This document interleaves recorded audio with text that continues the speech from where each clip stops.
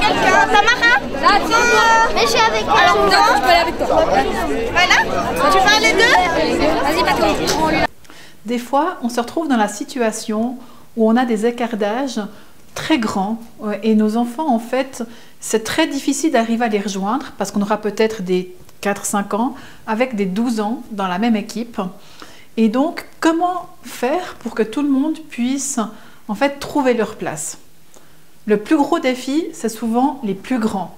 Parce que les plus petits, en fait, même s'ils ne comprennent pas, s'il y a du rythme, ils vont suivre malgré le fait qu'ils ne comprennent pas. Donc, c'est très important de se dire, dans mon programme, est-ce que je m'adresse aux grands? Est-ce que je permets aux grands d'être rejoints, d'être adaptés à eux? Et tout à coup, on va prendre une histoire ou quelques mots, puis on redescend chez les plus petits et on les prend avec nous et on vient pour raconter une histoire, raconter un projet, faire quelque chose tous ensemble.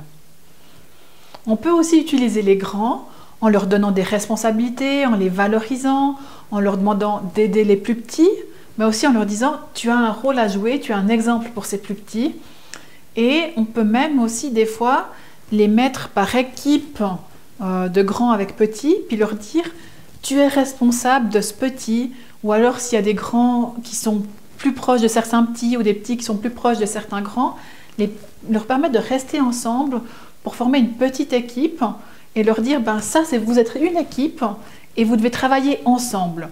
Souvent ça marche bien pour si on fait un jeu ou un rallye ou comme ça, de leur dire mais les petits ils ont aussi leur place et puis il faut que vous les preniez avec vous dans ce qui va être vécu et là bien sûr on s'adresse aux plus grands.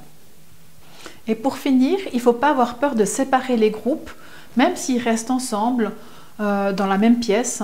On peut très bien faire des groupes s'ils doivent discuter, de faire les petits ensemble, les grands ensemble. Et si on ne peut pas, d'avoir une petite activité comme un bricolage ou un petit coloriage à faire pour les plus petits.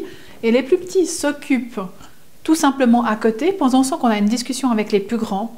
Ce qui est aussi super, c'est quand on est en camp et qu'on a des grandes tranches d'âge. Souvent, les plus petits, ils sont couchés et nous, on peut prendre les plus grands, les valoriser, faire quelque chose avec eux, qui soit adapté pour leur âge, regarder un film qu'ils n'auraient pas le droit de regarder avec les plus petits, ou quelque chose comme ça, faire une activité qui soit vraiment faite et adaptée pour eux. Donc tout ça fait qu'on peut vraiment vivre des temps avec des écarts d'âge qui sont très différents et on peut bien le vivre, même si c'est souvent un peu périlleux.